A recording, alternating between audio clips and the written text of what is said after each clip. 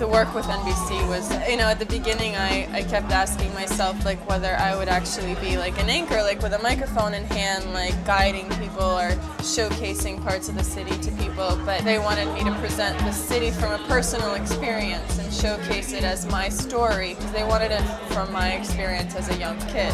And it is the core of the story that they really wanted to know, and not just particularly about me, but how someone from this little city in the middle of the world grew up to be a professional athlete and is able to come back so many years later and to showcase the city to the world.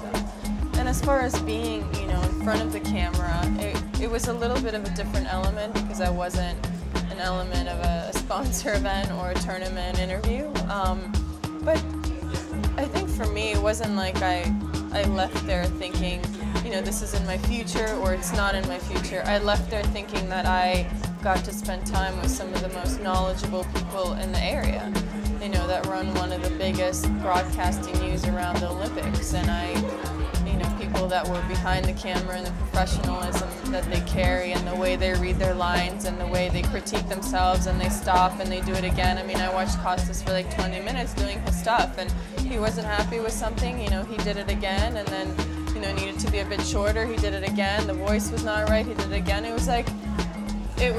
his, he was in his element, he was in his field, he was criticizing himself, he was trying to make himself better, he was sick at the time as well, and yet knowing he has to be in front of a primetime audience, it was great.